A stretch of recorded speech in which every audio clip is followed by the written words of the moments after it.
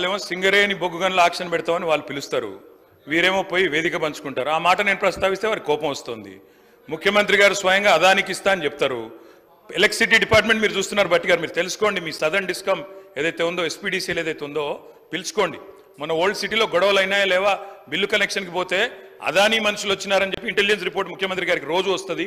తెలుసుకోండి, గొడవలు అవుతున్నాయా లేవో తెలుసుకోండి.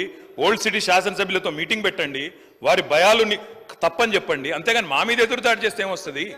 అయ్యా ఇప్పుడు మేము ఏమన్నా తప్పులు చేసింటే, పొరపాట్లు చేసింటే దానికే కదా మమ్మల్ని శిక్షించి ఇక్కడ కూర్చోబెట్టారు. ఇప్పుడు మీరు సరిగ్గా చేయండి. మేమేమంటున్నాము, డిస్కామ్లు ప్రైవేటీకరణ చెయ్యము అని కుండబద్దలు కొడుతూ ముఖ్యమంత్రి గారు మీరు స్టేట్మెంట్ ఇవ్వండి. అదానికి అప్పజెప్పము అని స్టేట్మెంట్ ఇవ్వండి. అదానికి బెదరము అని స్టేట్మెంట్ ఇవ్వండి. అది ఎందుకు మాట్లాడట్లేదు మీరు? ఎందుకు భయపడుతున్నారు? ఎవరి కోసం భయపడుతున్నారు? మళ్ళీ ఎదురుదాడి ఎందుకు దాని మీద? దయచేసి నేను మిమ్మల్ని కోరేది ఒకటే, మేము ఆనాడైనా ఈనాడైనా పబ్లిక్ సెక్టర్ అండర్టేకింగ్స్ విషయంలో we have abundant clarity. Hyderabad metro విషయంలో కూడా ఇవాళ ముఖ్యమంత్రి గారే మున్సిపల్ డిపార్ట్మెంట్ చూస్తున్నారు. హైదరాబాద్ మెట్రో విషయంలో కూడా కేంద్ర ప్రభుత్వ సహకారాన్ని అడిగినాం, ఎన్నడూ రాకపోయినా మేము ఆగలేదు. మేము దాదాపుగా 415 కిలోమీటర్ల మెట్రో ఎక్స్పాన్షన్ ప్లాన్ చేశాం. ఎయిర్పోర్ట్ ఎక్స్ప్రెస్ది నిజానికి టెండర్ కూడా ఫైనల్ చేశాం. సరే, వారు రద్దు చేశారు, వారి ఇష్టం. ప్రభుత్వం వారిది, వారి ఇష్టం. ప్రజలు అల్టిమేట్గా వారు సమాధానం చెప్తారు. అధ్యక్ష, ఒక్క ప్రయత్నం కాదు అధ్యక్ష, ఎన్నో ప్రయత్నాలు చేసి ఎన్ని ఆంక్షలు పెట్టినా, ఆర్థికంగా ఇబ్బందులు పెట్టినా గత 10 ఏళ్లలో తెలంగాణ రాష్ట్రాన్ని బ్రహ్మాండంగా భారతదేశంలోనే అగ్రగామిగా నిలబెట్టాం. కానీ బాధ ఎక్కడ అనిపిస్తుంది అంటే అధ్యక్ష, వాళ్ళేమో డబ్బులు ఇవ్వరు, వాళ్ళు సతాయిస్తారు. మీరేమో ఇవాళ రాష్ట్రంలో పదవుల్లో కూర్చొని ముఖ్యమంత్రిగా మంత్రిగా ఉండి రాష్ట్రం మీద నిందలేసే విధంగా మాట్లాడితే అప్పు ఎక్కడ పుడుతుంది? కొత్త పెట్టుబడులు ఎక్కడి నుంచి వస్తాయి అధ్యక్ష? బ్రహ్మాండంగా ఉన్న రాష్ట్రాన్ని దివాలా తీసింది, ఇన్ని వేల కోట్ల అప్పు, ఇంత కడుతున్నా అంత కడుతున్నా అని స్వయంగా ప్రభుత్వ పెద్దలే మాట్లాడితే రేపు ఎవరైనా వస్తారా అధ్యక్ష మన దగ్గరికి? దయచేసి నేను మిమ్మల్ని కోరేది ఒకటే అధ్యక్ష, గౌరవ సభ్యులకి ఎందుకు సార్ భయం అవుతుందా? వాళ్ళకు భయం అవుతుందా? అదాని గురించి మాట్లాడితే భయం అవుతుందా? ఎవరి గురించి మాట్లాడితే భయం అవుతుందా? అంతగానం ఎందుకు భయపడుతున్నారు సార్? కంక్లూడ్ ఎందుకు చేయాలి సార్? ఇంత ఇంపార్టెంట్ సబ్జెక్ట్ ఎంతమంది డిస్టర్బ్ చేస్తారు? మినిస్టర్ విషయంలో మళ్ళా వేరే రూపంలో రండి, సమాధానం చెప్తాం. అధ్యక్ష నిజంగా వారి వ్యవహారం చూస్తూ ఉంటే ఇంకా ప్రతిపక్షంలో ఉన్నట్టే ఉంది అధ్యక్ష. నాకైతే ఆ గొంతులు దించుకోవడాలు, ఆగమాగం లేచి మాట్లాడు.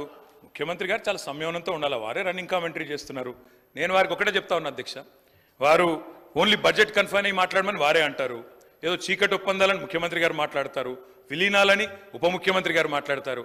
మీ ఇద్దరికి నేను స్పష్టంగా చెప్తా ఉన్నా, ఈ వేదిక ద్వారా చెప్తా ఉన్నా, ఎలాంటి చీకటి ఒప్పందాలు చేసుకోవాల్సిన దౌర్భాగ్యం మాకు లేదు.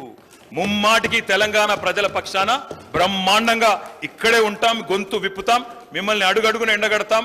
6 గ్యారెంటీలు ఏవైతే ఇవాళ కేంద్ర బడ్జెట్ మీద లేకపోతే కేసీఆర్ ప్రభుత్వం మీద నెపం వేసి తప్పించుకోవాలని మీరు ఏదైతే ఇవాళ ఒక డ్రామా చేస్తున్నారో తప్పకుండా దీన్ని ఎండగడతామని మాట కూడా విజ్ఞప్తి చేస్తాం. వదిలిపెట్టం, 6 గ్యారెంటీలు అమలయ్యేదాకా వదిలిపెట్టం.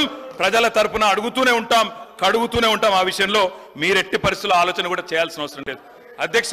కేంద్రం ఇయ్యలేదు అని చెప్పి మేము ఆగలే. భారతదేశంలోనే లార్జ్ స్టేట్స్లో 2014లో 12వ స్థానంలో ఉండే తలసరి ఆదాయంలో తెలంగాణ. కేంద్రం ఇయ్యకపోతే మేము ఆగలే, పని చేసుకుంటూ పోయినాం. నెంబర్ 1 స్టేట్ చేసినాం తలసరి ఆదాయంలో. రిజర్వ్ బ్యాంక్ లెక్క ఇది అధ్యక్ష. జిఎస్డిపి పెరుగుదలలో మన రాష్ట్రాన్ని మనమే తిట్టుకుంటే బయట ఒక దమ్మిడి కూడా పుట్టదు. మీకు అది ఆలోచించుకోండి అధ్యక్ష. కేసీఆర్ మీద కోపం ఉంటే కేసీఆర్ని తిట్టండి, రాష్ట్రాన్ని తిడితే మీకే నష్టం, నడిపేది మీరు, 5 ఏళ్ళు ఇబ్బంది పడేది మీరు అధ్యక్ష. జిఎస్డిపి పెరుగుదలలో ఇవాళ గర్వంగా చెప్తున్నా అధ్యక్ష, తెలంగాణ బిడ్డగా చెప్తున్నా అధ్యక్ష.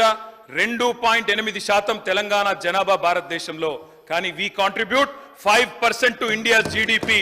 We are an economic engine like Sridhar Babu said. Yes, 4% ఉండే 2014లో మేము అధికారంలోకి వచ్చినాడు 1% జీడిపి కాంట్రిబ్యూషన్ పెంచినాం. I would request my friend Sridhar Babu to correct himself. మీరు ఒక మాట అన్నారు శ్రీధర్ బాబు గారు మాట్లాడుతూ, 5 ట్రిలియన్ ఎకానమీ వికసిత్ భారత్ 2047 అని. 2047 కాదు, 5 ట్రిలియన్ ఎకానమీ రాబోయే సంవత్సరంన్నరలోనే అయిపోతుంది. అక్కడ ఎవరు ఉన్నా లేకపోయినా అవుతుంది. ఆ విషయం I want you to correct your self.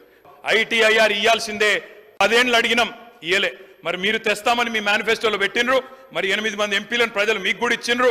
తెస్తారా సస్తారా ప్రజలు చూస్తారు, తప్పకుండా మిమ్మల్ని కూడా వదిలిపెట్టారనే మాట కూడా నేను విజ్ఞప్తి చేస్తా ఉన్నా అధ్యక్ష.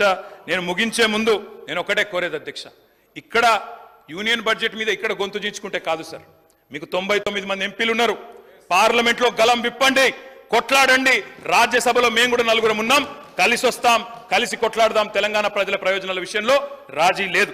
మా పార్టీ పుట్టిందే తెలంగాణ కోసం. మా పార్టీకి తెలంగాణ ప్రజల ప్రయోజనాలే పరమావిధి. మా జెండా, మా ఎజెండా తెలంగాణమే. తప్పకుండా అది మారదు. మీరు ఎన్ని కలలు కన్నా, మీరు ఎన్ని రకాల ఊహలు చేసుకున్నా, మీకు ఎన్ని తప్పుడు ఇంటెలిజెన్స్ రిపోర్ట్లు వచ్చినా ముఖ్యమంత్రి గారు, మేము ఎక్కడ పోము, ఇక్కడనే ఉంటాం, మిమ్మల్ని నిలదీస్తూనే ఉంటాం. 6 గ్యారెంటీలు అమలయ్యేదాకా ఎంబడబడతాం. 15 ఆగస్టు లోపల రుణమాఫీ అన్నారు, 2 లక్షల రుణమాఫీ అన్నారు ఏకకాలంలో. ఇంతవరకు ఏది లేదు. అందుకే అధ్యక్ష తప్పకుండా ఎండగడతాం. ఇవాళ మీరు ఎందుకు పెట్టినరో, ఎందుకు ఈ చర్చ పెట్టినరో కూడా మాకు తెలుసు. ఎందుకు పెట్టినారు?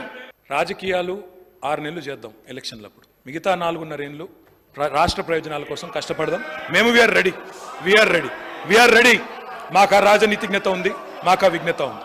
నేను చివరిగా చెప్పేది ఒకటే, వారు ఏదో వినండి స్వామి, మీ గురించే చెప్తున్నా. విలీనం అని చెప్పారు అధ్యక్ష. ఎస్, ఒకనాడు 2014లో తెలంగాణ రాష్ట్రం ఇచ్చినప్పుడు నిజానికి కాంగ్రెస్ పార్టీలో విలీనం అవుదాం అనుకున్నాం అధ్యక్ష, అనుకున్నాము. దురదృష్టం ఆనాడు దిగ్విజయ్ సింగ్ గారి వైఖరి వల్ల కాలేదు. కానీ ఆ రోజు మేము కాంగ్రెస్తో విలీనం చర్చలు జరుపుతున్నప్పుడు ఆ రోజు ఇదే రేవంత్ రెడ్డి గారు సోనియా గాంధీ గారిని బలిదేవత అని, రాహుల్ గాంధీ గారిని ముద్దపప్పు అని తిట్టే పనిలో బిజీగా ఉన్నాడు. మేము ఏం చేసినా బాజాప్తాగానే చేసినాం, తప్ప బేజాప్తా చేయలేదు.